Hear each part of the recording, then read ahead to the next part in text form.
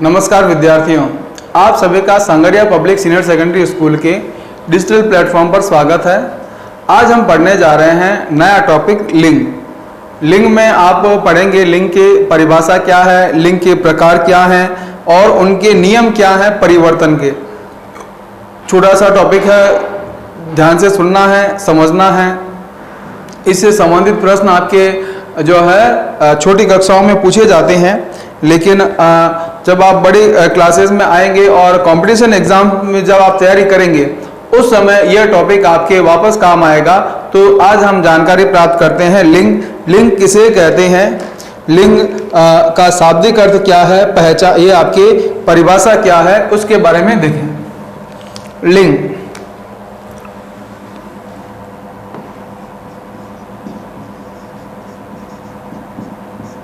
परिभाषा। लिंग का शाब्दिक अर्थ, लिंग का शाब्दिक अर्थ,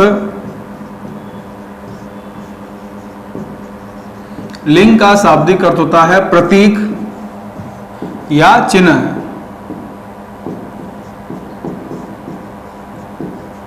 ठीक है, तो लिंग का हो गया एक तो प्रतीक, एक हो गया चिन्ह। तो ये आपके प्रतीक या चिन्ह होता है। अब संज्ञा के जिस रूप से, परिभाषा, संज्ञा के जिस रूप से, संज्ञा के जिस रूप से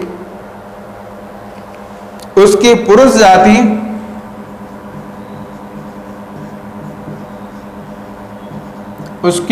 जाति या स्त्री जाति का बोध होता है,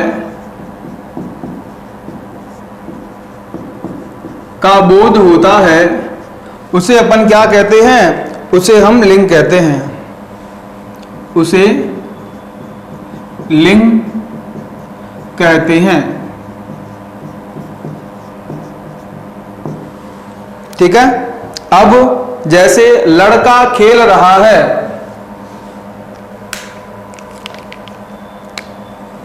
जैसे लड़का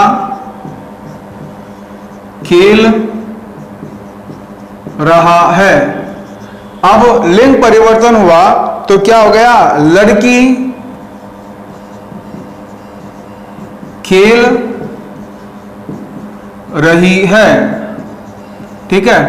और अगर मान लो इनका आप वचन बदले तो क्या हो जाएगा, लड़के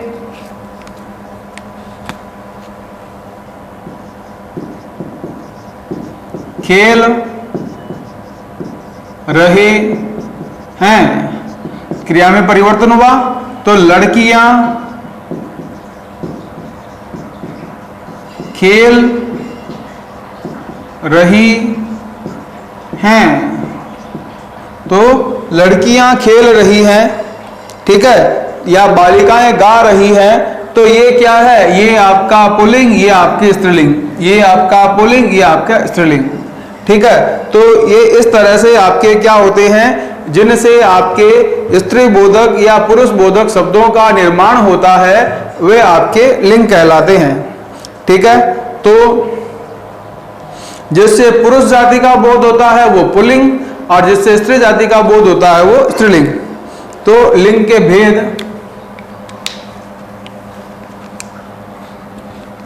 लिंग के भेद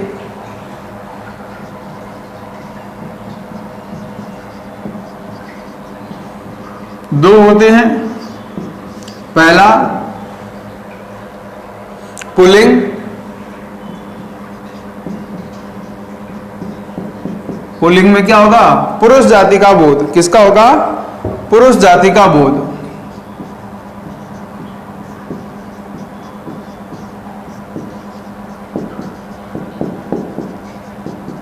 और दूसरा होता है आपके स्त्रीलिंग।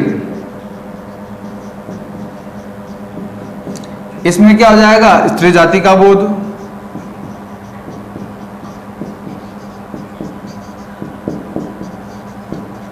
ठीक है। तो जहां स्त्री जाति का बोध होता है वहां स्त्रीलिंग, और जहां पुरुष जाति का बोध होता है वहां पुल्लिंग। तो इस तरह से आपके क्या होता है, स्त्रीलिंग और पुल्लिंग शब्दों का निर्माण होता है। अब लिंग की पहचान और लिंग परिवर्तन के सामान्य नियम क्या हैं, उनके हम क्या करेंगे, विस्तार से चर्चा करेंगे और अपवादों की चर्चा करेंगे कि इन नियमों के अपवाद क्या क्या हैं। ठीक है, तो पहला नियम मिटा दूं, देखो लिंग परिवर्तन के पहले कुछ नियम हैं। ठीक है, उन नियमों में कुछ शब्दांश जोड़कर अपन क्या करते हैं, लिंग परिवर्तन करते हैं। जैसे लिंग की पहचान,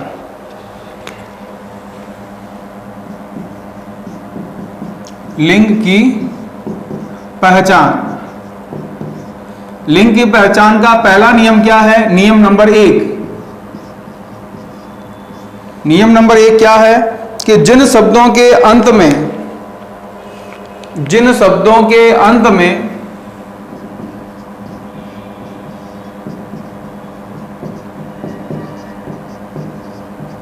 जिन शब्दों के अंत में आ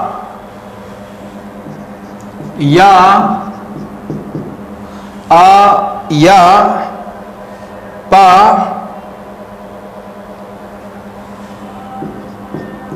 पन होता है, ये सारे शब्द होते हैं तो वो क्या होते हैं, वे पुल्लिंग होते हैं, वे पुल्लिंग होते हैं। ठीक है, ये तो हो गया सामान्य सा नियम। अब जैसे क्या हुआ, जैसे आपके खाना, दाना, बुढ़ापा,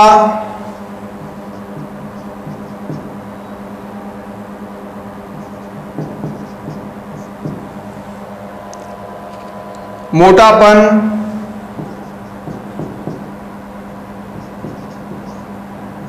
बचपन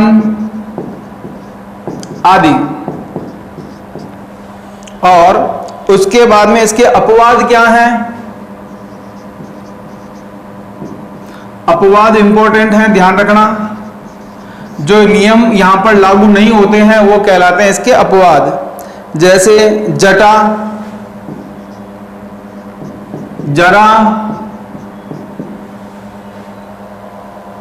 माला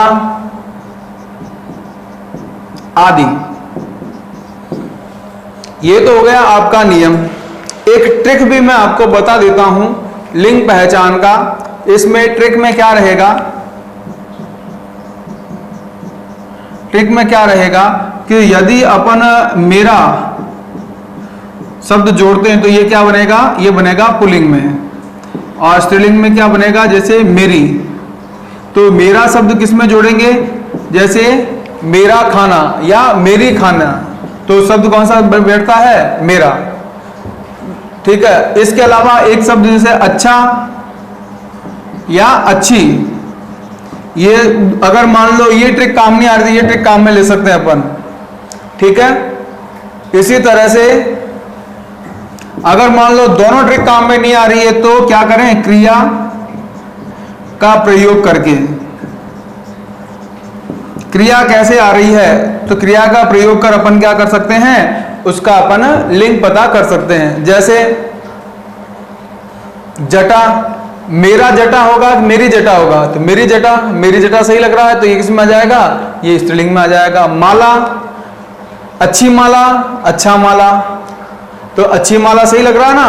तो जो आपके सुटेबल शब्द बनता है अच्छा, अच्छी, मेरा, मेरी लगाने से, तो उससे अपन क्या कर सकते हैं, अपन लिंग की पहचान कर सकते हैं। ठीक है, इसी तरह से आपके नियम नंबर 2, नियम नंबर 1 समझ में आया होगा, नियम नंबर 2,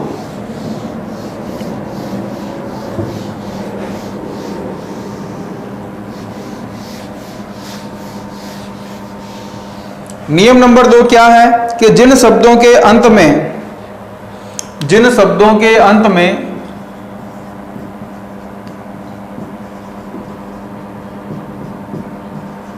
शब्दों के अंत में ख, आई, ता, ई, इया, ता, ई, इया, वट, हट,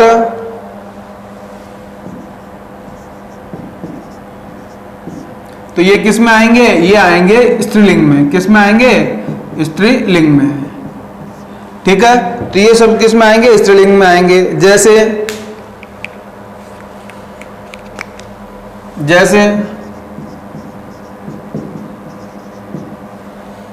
थाली,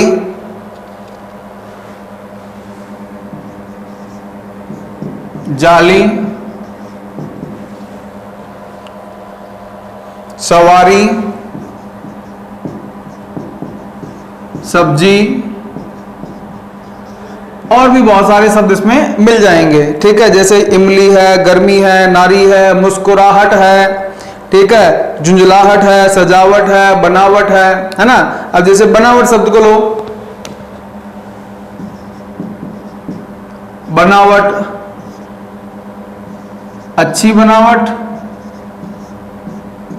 अच्छा बनावट। कौन सा शब्द बन रहा है? बनावट, अच्छी। तो ये क्या हो जाएगा? ये हो जाएगा स्त्रीलिंग। ठीक है, इसी तरह से पराधीनता, कटुता, मधुरता, सुंदरता, तो ये ता लग रहे हैं। लड़की, लकड़ी, नदी, कुटिया, मिलावट, ये सारे शब्द जिनसे मिलकर बनते हैं ये सारे स्त्रीलिंग। लेकिन अपवाद है इसके भी क्या है? अपवाद। अपवाद इंपॉर्टेंट। अपवादों में क्या क्या है? जैसे मोती, मोती ई की मात्रा आ रही है, लेकिन मोती अच्छा होता है कि अच्छी होता है? अच्छा होता है, तो ये पुल्लिंग में हो जाएगा। पानी, ठीक है, इसी तरह से दही, घी और जी, है ना, ये सब किस में आएंगे? ये सब आ जाएंगे। ई की मात्रा आ रही है, लेकिन क्या होगा? ये हो जाएंगे आपके पुल्लिंग में हो जाएंगे। नियम यहां पर काम नहीं होगा, तो ये क्या कहलाते हैं? ये कहलाते हैं अपवाद। तो दूसरा नियम समझ में आया होगा। ठीक है, इसी तरह से तीसरा नियम,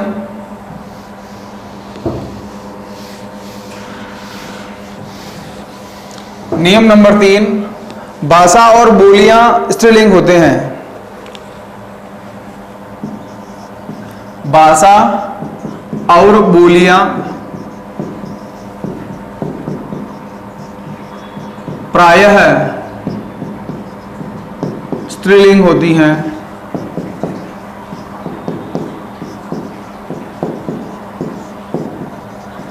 अब स्त्रीलिंग होती हैं तो क्या हो जाएगा भाई? जैसे पंजाबी,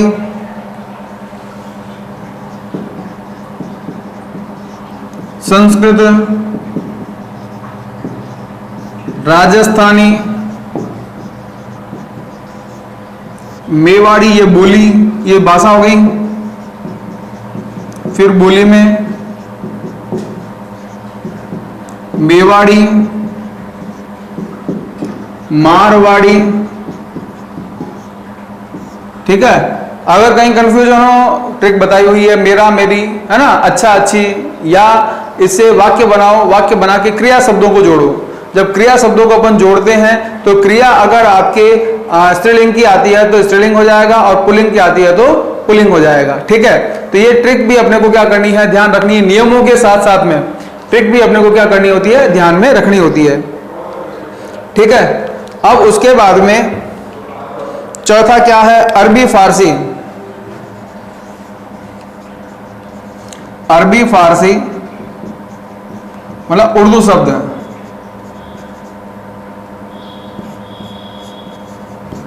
अरबी फारसी शब्द में त अंत वाली, त अंत वाली, त अंत वाली संज्ञाएं स्त्रीलिंग होती हैं।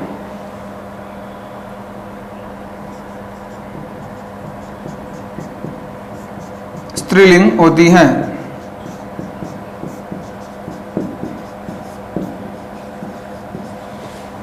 कैसे? जैसे नजाकत, नजाकत, इसी तरह से शरारत,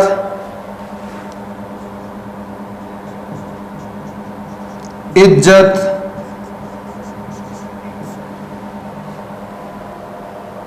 शोहरत। तो ये जो तब अंत वाली जो हैं वो अरबी फारसी शब्द में किस में आएंगी? वो आएगी आपके स्त्रीलिंग में आएंगी। ठीक है, तो ये नियम हो गए आपके, 4 नियम हुए। आगे वाला नियम देखिएगा, 5वां नियम।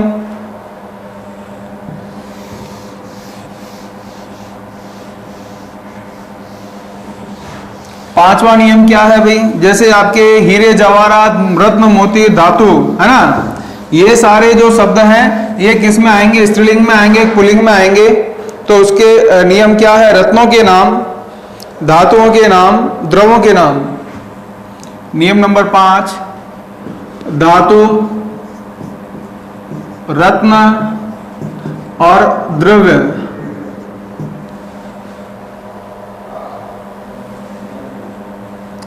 द्रवों के नाम किस में आएंगे? के नाम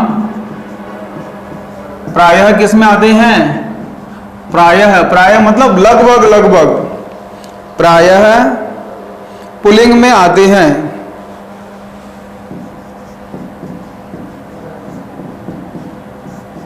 प्रायः पुल्लिंग होती हैं। ठीक है, और कभी कभी क्या होता है? स्त्रीलिंग, वो अपवाद में भी अपन देखेंगे। जैसे हीरा,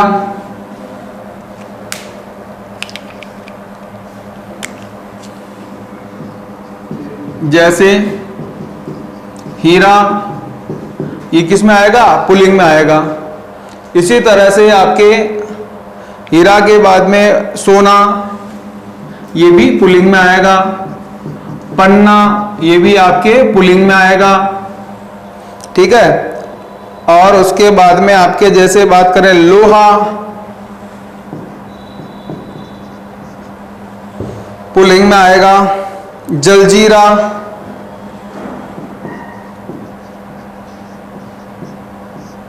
सोडा। ठीक है, तो ये सब द्रव पदार्थ, रत्न पदार्थ और धातु पदार्थ किस में आएंगे? ये आएंगे आपके पुल्लिंग में। ठीक है, काढ़ा, कोका, जल, तेल, घी, है ना। अब अपवाद में क्या है? अपवाद में जैसे चाय, ये आ जाएगा आपके स्त्रीलिंग में। चाय पीता है कि पीती है? पीती है, चाय पीते हैं। अब अच्छी चाय का अच्छा चाय, अच्छी चाय, है ना। चाय, धारा, शराब, बूंद, स्याही। ठीक है, और भी इसमें क्या है? बहुत सारे इसमें अपवाद हैं। अपवादों को भी अपने को क्या करना है? ध्यान में रखना है। और अपवादों से बचना है, पहचानना है, तो क्या करना होता है? ट्रिक बताई हुई है, मेरा, मेरी, अच्छा, अच्छी, या उसका वाक्य प्रयोग करके अपन क्या कर सकते हैं? पहचान सकते हैं। ठीक है, तो नियम नंबर 5 अपन ने पढ़ा। अब नियम नंबर 6। नियम नंबर 6 क्या है? कि सब्जियों और पेड़ों के नाम,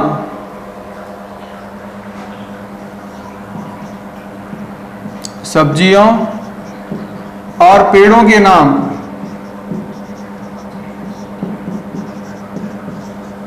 सब्जियों और पेड़ों के नाम क्या होते हैं? ये पुल्लिंग और कुछ स्त्रीलिंग दोनों होते हैं, दोनों में पाए जाते हैं। पुल्लिंग व स्त्रीलिंग।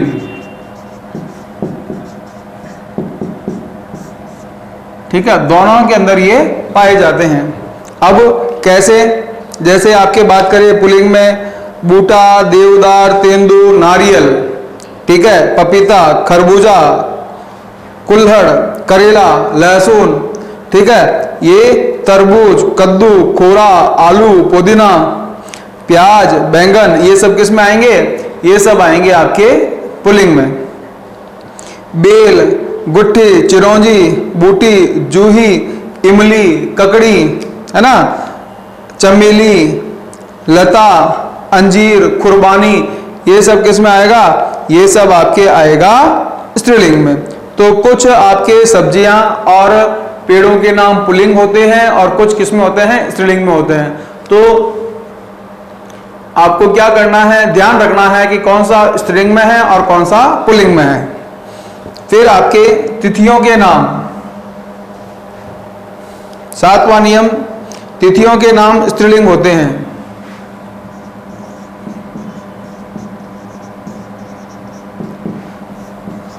तिथियों के नाम स्त्रीलिंग होते हैं। जैसे प्रथमा, द्वितीया, तृतीया, चतुर्थी, पंचमी, षष्ठी, सप्तमी, अष्टमी, नवमी, दशमी, एकादशी, द्वादशी, त्रयोदशी, चतुर्दशी, पूर्णिमा, अमावस्या, ये जितनी भी तिथियां हैं, ये सारी तिथियां किस में आती हैं? स्त्रीलिंग में आती हैं। किस में आती हैं? स्त्रीलिंग में। ठीक है। अब उसके बाद में आता है अनाज के नाम। 7वां है अनाज के नाम, 8वां सॉरी, अनाज के नाम।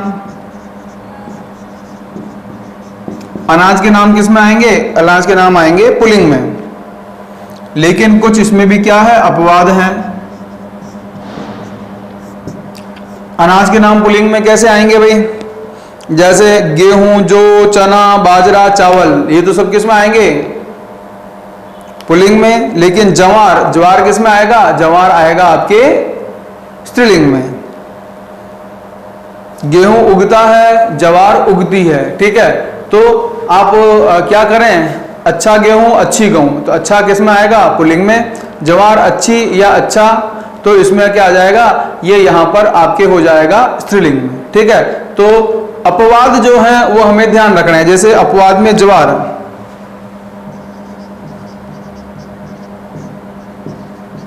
ज्वार जो अनाज का नाम धान है, ये किस में आता है? ये स्त्रीलिंग में आता है।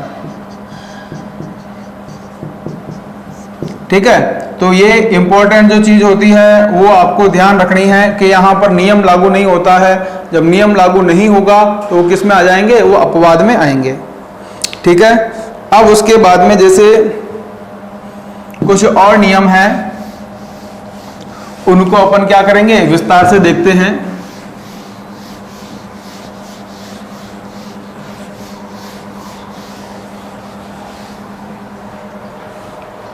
पर्वतों, हिंदी महीनों,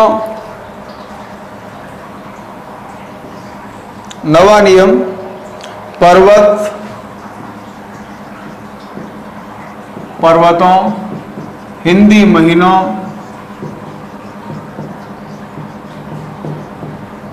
कौमा, दिनों, देशों,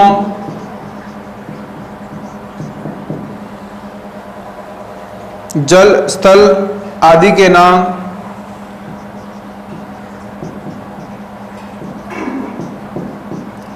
आदि के नाम किस में आएंगे? आदि के नाम पुल्लिंग में आएंगे। किस में आएंगे? पुल्लिंग में आएंगे।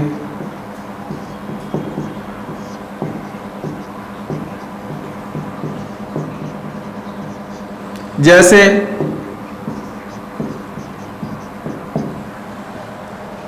जैसे हिमालय, चैत्र, सोमवार, मंगलवार, भारत, श्रीलंका, हिंद महासागर आदि। ठीक है। तो ये सब किस में आएंगे? ये सब आपके पुल्लिंग में आएंगे। किस में आएंगे? पुल्लिंग में। अब उसके बाद में 10वां नियम क्या है? नदियों और झीलों के नाम। नदियों और झीलों के नाम किस में आते हैं? स्त्रीलिंग में आते हैं।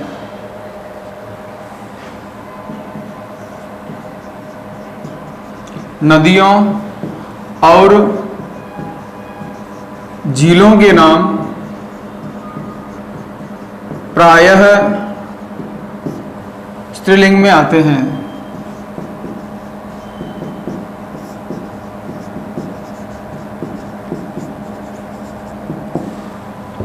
जैसे यमुना, गंगा, गागरा, गंडक, रावी, है ना, और इसके अलावा सांबर, पुष्कर, है ना, झीलों के नाम, ये सब स्त्रीलिंग में। लेकिन ब्रह्मपुत्र, सिंधु और सोन, ये इसके क्या हैं? अपवाद हैं। अपवाद में क्या है? ब्रह्मपुत्र। ये पुत्र शब्द लगने की वजह से क्या हुआ? ये आपके क्या हो जाएगा? ये पुल्लिंग में आ जाएगा। इसी तरह से सिंधु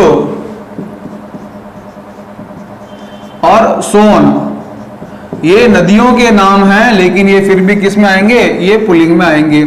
ये आपके अपवाद है और इंपॉर्टेंट भी है। क्यों? क्योंकि ये शब्द देकर पूछते हैं कि भाई इसमें लिंग कौन सा है। ठीक है, तो ये अपने को ध्यान रखना है। इसी तरह से अगला आपके आता है ग्रह नक्षत्रों के नाम। ग्रह नक्षत्रों के नाम, ये किस में आते हैं? ग्रह नक्षत्रों के नाम किस में आएंगे? ये आपके आते हैं पुल्लिंग में।